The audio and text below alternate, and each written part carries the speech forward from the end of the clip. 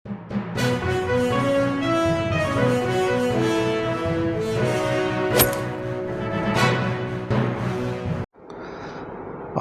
باللہ من الشیطان اللعین الرجیم بسم اللہ الرحمن الرحیم ان اللہ وملائکتہ یصلون علی النبی یا ایھا الذین آمنوا صلوا علیہ وسلموا تسلیما اللہم صل علی محمد وآل محمد وعجل فرجا واشرنا معهم وزدنا محبتا۔ محترم ناظرین، السلام علیکم ورحمۃ اللہ وبرکاتہ۔ مولوی عباس علی خوئی کا سلام قبول کریں۔ آج تربیت اولاد کے حوالے سے ہمارا یہ لیسن نمبر 179 ہے،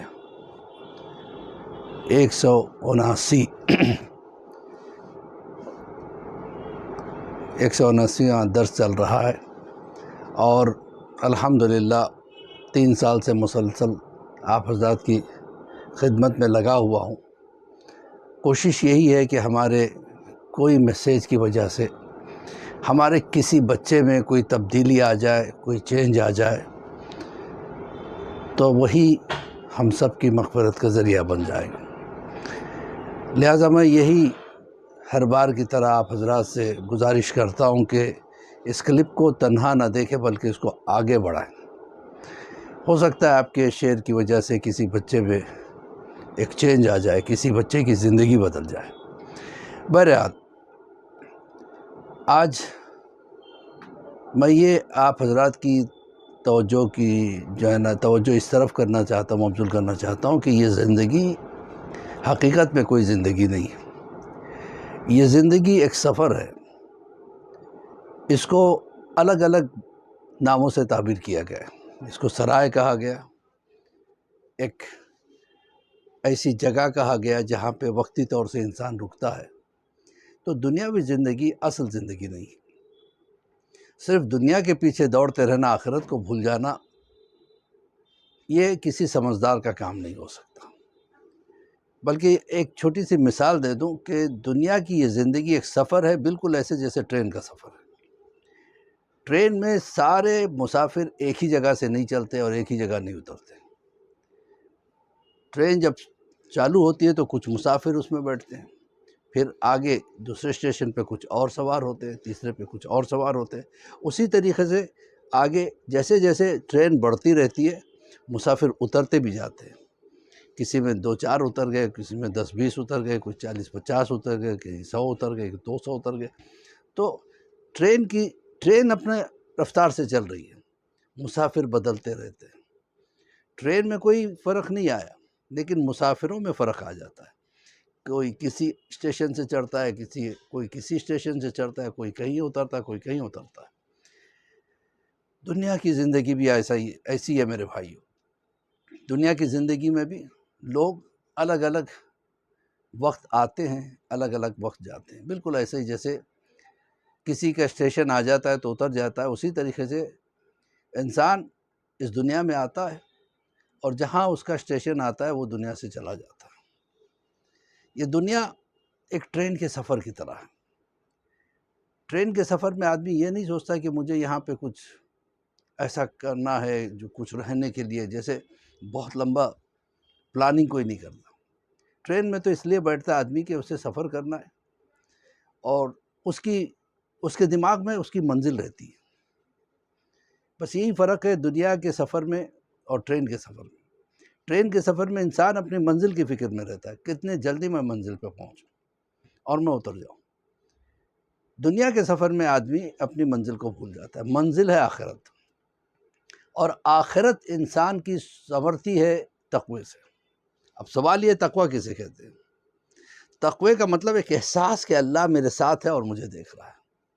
اگر یہ احساس انسان کو ہو جائے کہ اللہ میرے ساتھ ہے اور مجھے دیکھ رہا ہے۔ ایک عالم دین کہتے ہیں کہ میں چھوٹا سا تھا، میرے والد نے بچپن میں کہا، دیکھو بیٹا، سونے سے پہلے کچھ دیر کے لیے یہ کہہ کے سویا کرو کہ اللہ میرے ساتھ ہے اور مجھے دیکھ رہا ہے، اللہ میرے ساتھ ہے، مجھے دیکھ رہا ہے، اللہ میرے ساتھ ہے، مجھے دیکھ رہا ہے۔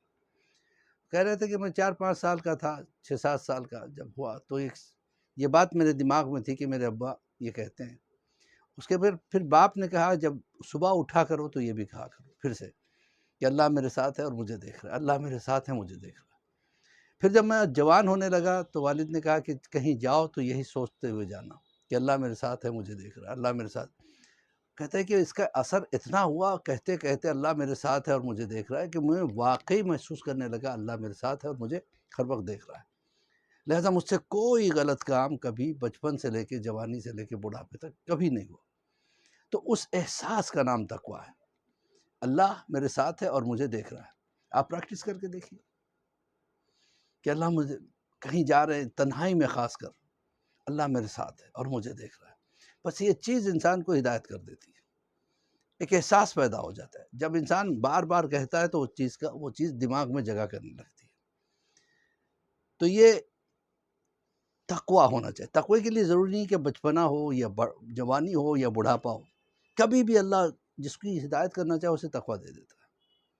ایک باپ اپنے بیٹے کے ساتھ جا رہا تھا، راستے میں بہترین آم کا باغ لگا اور بڑے پیارے پیارے آم لگے تھے۔ باپ نے کہا بیٹا ذرا یہاں تم کھڑے رہو راستے پہ اور میں باغ کے اندر جاتا ہوں، اچھا سا آم تمہارے لیے اور میرے لیے لے کے آتا ہوں۔ اگر تم ادھر ادھر دیکھتے رہنا، اگر کوئی آ جائے تو مجھے بتا دینا۔ ادھر باپ گیا، آم ابھی توڑنا چاہتا تھا، لڑکے نے پکار کے کہا ابا ہمیں کوئی دیکھ رہا ہے۔ وہ جلدی سے گھبرا کے باہر آ گیا، دیکھا تو کوئی نہیں تھا۔ کہا کہ بیٹا کون دیکھ رہا ہے؟ کہا بابا وہ دیکھ رہا ہے جو سب کا پروردگار ہے، کیونکہ آپ ہی نے کہا تھا کہ اللہ ہر وقت ہماری خبر رکھتا ہے۔ باپ کو اپنے عمل پہ شرمندگی ہوئی۔ انسان سے غلطیاں ہوتی ہیں، ہم سے بھی غلطیاں ہوتی ہیں، آپ سے بھی غلطیاں ہوتی ہیں۔ جب جس وقت بھی شرمندگی ہو، اس شرمندگی کو اپنی زندگی کا ایک ٹرننگ پوائنٹ سمجھیں، ایک چینج اپنے آپ میں پیدا کریں، اور یقیناً اللہ جو ہے نا، جو چینج ہونا چاہتا ہے اسے بالکل ہدایت دیتا ہے۔ اسی طریقے سے ایک اور واقعہ ملتا ہے کہ ایک عورت تھی جسے اپنے حسن پہ بڑا ناز تھا۔ شوہر نے کہا ہر وقت تم کیا آئینے کے سامنے بیٹھی رہتی؟ کیوں نہ بیٹھوں؟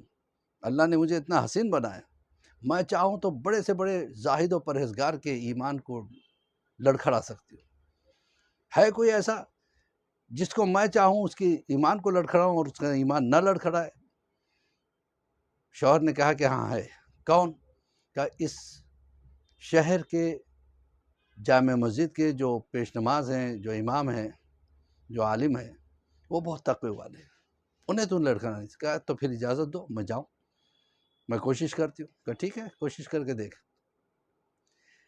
یہ چادر اوڑھ کے پہنچی۔ اسی وقت طالب دین کہیں جانے کے لیے نکل رہے تھے۔ کہا کہ مجھے آپ سے کچھ مسائل پوچھنے ہیں۔ کہا ہاں پوچھو۔ کہا میں یہاں سب کے سامنے نہیں پوچھ سکتے۔ کہا ٹھیک ہے چلو اندر آؤ۔ اندر لے کے گئے، ایک کمرے میں بیٹھ گئے۔ کہا ہاں بتاؤ کیا پرابلم ہے؟ تو اس نے فوراً اپنی چادر کو اتار دیا۔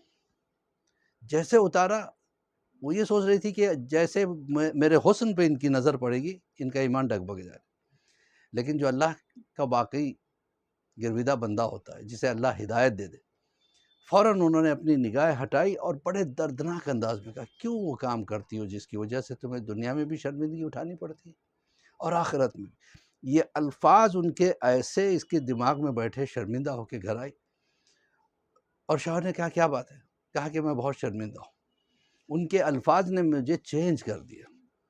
تو عالم کے الفاظ میں بھی اس وقت اثر ہوتا ہے جب واقعی اپنے آپ کو وہ بدلتا ہے اور بدلنا چاہتا ہے۔